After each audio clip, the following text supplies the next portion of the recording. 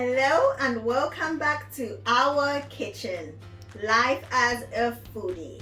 Today I'll be making something interesting. I'm sure all of you are wondering, with everything you're looking at, what is it that Lydia's about to make for us today?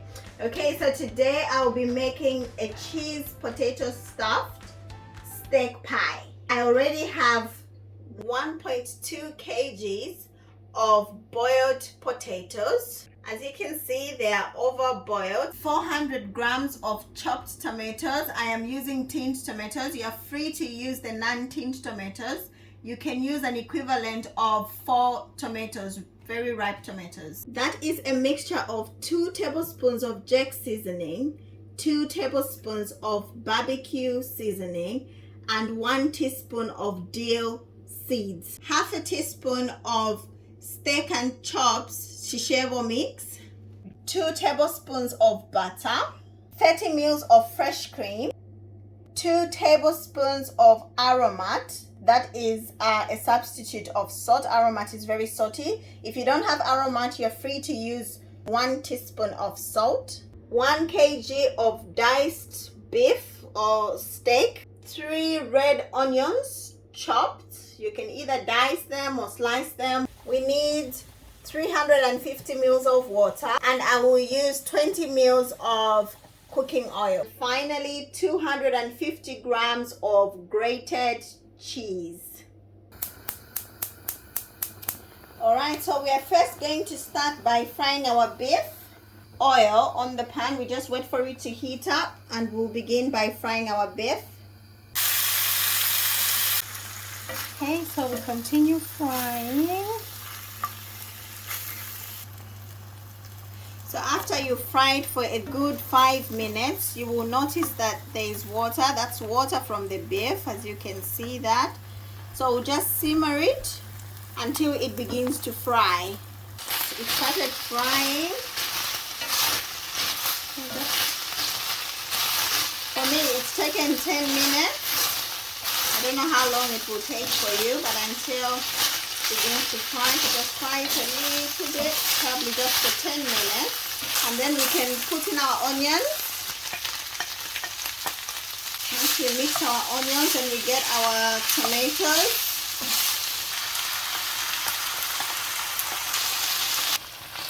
so you mix in the tomatoes for a good 2 minutes and fry it.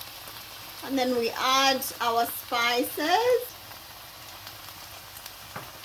We add our Aromat and our sishebo mix. It smells so good. So mix it. After putting in the spices, I've fried this for 2 minutes and I'll add my water. Please add the water in the sides. Okay, so we've added in our water. Just gently mix it. And we'll simmer it for a good 10 to 15 minutes. If you use tender meat, you might not need to stew it for too long. It's also dependent on if you're particular, if you want the meat to be very tender or just medium. It's all up to you. I love my meat very tender. So we simmer this for 15 minutes.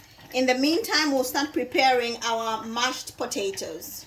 So these are our potatoes. If you have a masher, you can use a masher, but Lydia being Lydia, I'm using a mixer because I just feel like it really crushes the potatoes nicely, nice and soft, smooth.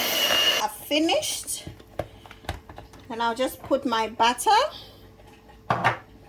Now mix it in as well.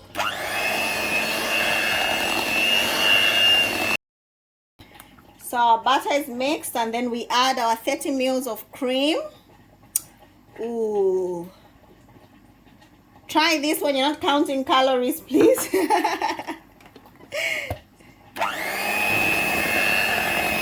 So that's all done. It's mixed. We just wait for our stew. Okay, so this is after 15 minutes. Look at the juice. Or the sauce. Ruth calls it the sauce. I call it the juice. Okay, so it's all ready.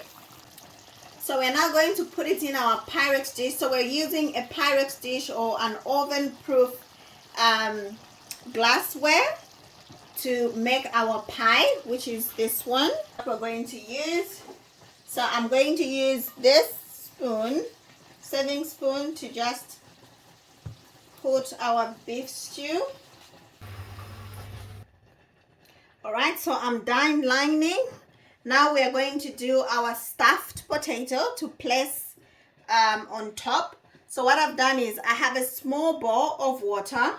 It just helps to keep my hands clean. Please make sure you wash your hands thoroughly before you start this process, because you need to use your hands unless you intend to eat alone.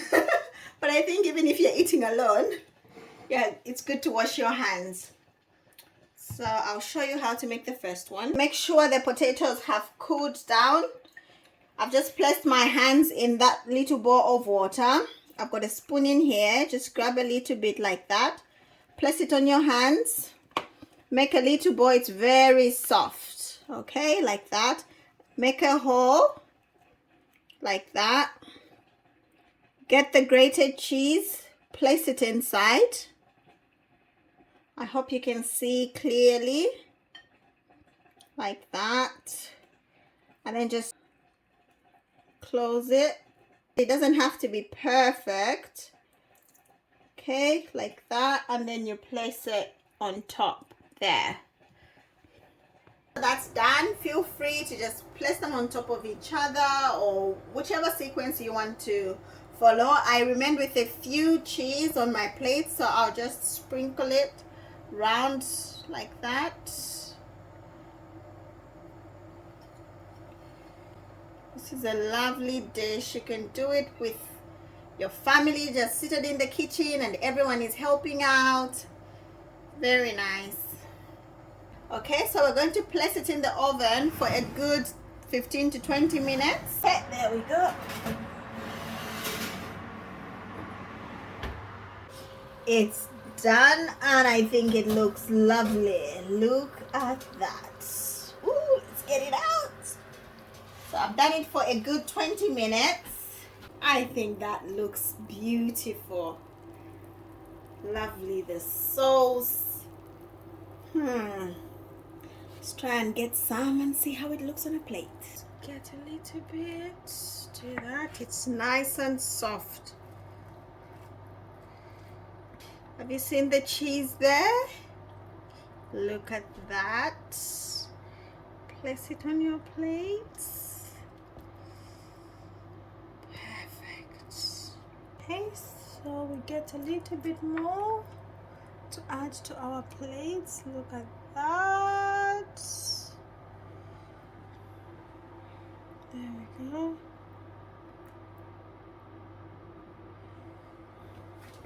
We get a piece again. All you need to do is add some veg